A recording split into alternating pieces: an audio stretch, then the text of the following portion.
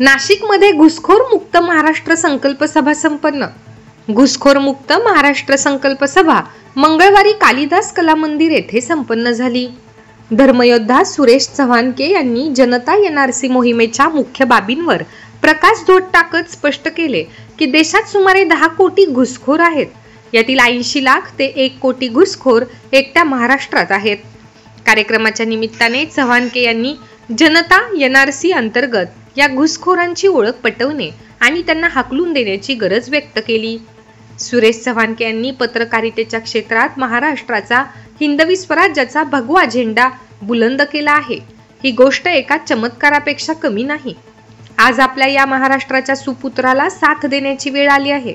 त्याच्या हाकेला ओ देण्याची वेळ आली असून सुरेशजी चव्हाणके आपल्या सगळ्या भारतीय जनतेला जागृत करण्यासाठी गेल्या 16 वर्षांपासून अथक आणि अहोरात्र परिश्रम करीत आहेत। जनसंख्या नियंत्रण कायदा आणि आता जनता एनआरसी म्हणजे घुसखोर मुक्त देश आणि महाराष्ट्र घडविण्यासाठी कटिबद्ध होणे। आपल्या देशात अनेक देशांचे परकीय नागरिक बेकायदेशीर राहत असून त्यांना या देशातून हाकलून देण्यासाठी घुसखोर मुक्त महाराष्ट्र करण्याचा निर्धार सुरेश चव्हाणके यांनी घेतला असल्याचं मत यावेळी व्यक्त करण्यात आले। जय श्रीराम। बरेच काही मी कटू शब्दांचा वापर केला, कोणाला वाईट वाटलं असेल तर त्यांना बोलण्यासाठी। मध्ये मी जर्मनीत गेलो तर जात असताना माझी कार्यक्रम पत्रिका पाहिली, त्यात एक ठिकाणी लिहिलेलं होतं अफगाणी मंदिर, अफगाणी हिंदू मंदिर। मंदिरात गेल्यानंतर मी म्हटलं की अरे भाऊ, हे तुम्ही हिंदू न लिहिता अफगाण।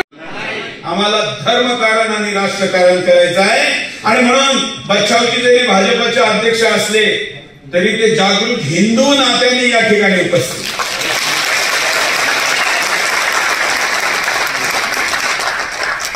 मित्रांनो, आपण या पूर्ण विषयाकडे पाहण्याचे 2 उपाय शोधले। पहिला आपण काय मान्य केलं की या देशाची सगळ्यात मोठी समस्या काय बोलायचं। हा, आता उपाय काय? 2 उपाय। एक उपाय आहे हिंदूंची जनसंख्या वाढवणे। होतंय का? शंकराचार्यांनी अपील केली, सगळ्यांनी अपील केली, झालं का? आता जर असं दिसतं का अगदी कुणीही अपील केली तरीही करण्याची संभावना नाही। दुसरं, हे कॉम्पिटिशन राष्ट्रहिताचं पण नाही, बरोबर? हे राष्ट्रहिताचं पण नाही की आपण बरोबर लग्न करतात का, तिच्या बरोबर लग्न केलं का तिच्या नावाने जमीन घेता येते आणि तिचे पैदा झालेले मुलं असतील, मुले असतील, ते हिंदू होता का?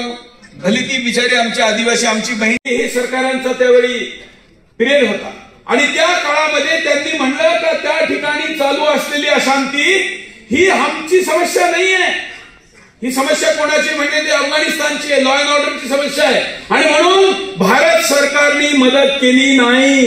अफगाणिस्तानातले हिंदू जे हिंदू होते ते कन्वर्ट घेतो, वचन देतो, संकल्प करतो, आमच्या या महाराष्ट्राला आम्ही घुसखोर मुक्त करू। ते करण्यासाठी जो वेळ द्यायचा असेल, जे धन द्यायचं असेल ते आम्ही तन मन धनाने देऊ। जो संघर्ष करायचा असेल व महाराष्ट्राला घुसखोर मुक्त करू। आमचा हा संकल्प, आमची ही शपथ यशस्वी हो यासाठी आमची कुलदेवता, आमची ग्रामदेवता, आमचे गुरु, आमचे गौरवशाली पूर्वज आम्हाला यश देव, शक्ती देव, विजय देव, विजय देव, विजय देव, विजय देव। भारत माता की जय, भारत माता की जय। आज घुसखोर भगाव मोहीम झालेली आहे, काय सांगाल, काय आव्हान कराल? भारतामध्ये 10 कोटी घुसखोर आहे। हा आकडा अनेक देशाच्या लोकसंख्येसारखा आहे। ऑस्ट्रेलियाची लोकसंख्या 2 कोटी आणि 10 कोटी घुसपैठी भारतात। हे सगळे आपले जेवढे रिसोर्सेस आहेत त्याच्यावर यांचा कब्जा आहे। क्राईम मध्ये यांचा सहभाग आहे। त्यामुळं महाराष्ट्रातही याची संख्या 80 लाख ते 1 कोटी आहे। ते बाहेर काढण्यासाठी आपण एक संविधानिक पद्धतीने कायदेशीर पद्धतीने आंदोलन हातात घेतलेलं आहे, त्याचं नाव आहे जनता NRC। ऑक्टोबरच्या पहिल्या आठवड्यामध्ये हे आंदोलन सुरू होईल। आज या सगळ्या कार्यकर्त्यांचं प्रशिक्षण, त्याची कन्सेप्ट काय आहे हे सगळं सांगण्याचं काम केलं आणि मग याला जन आंदोलनामध्ये परावर्तित करण्याच्या साठीचा आजचा कार्यक्रम नाशिकमध्ये होता। आपण कुठे कुठे हा कार्यक्रम केला? पूर्ण महाराष्ट्रात घेणार, महाराष्ट्रात यशस्वी केल्यानंतर भारतात घेणार।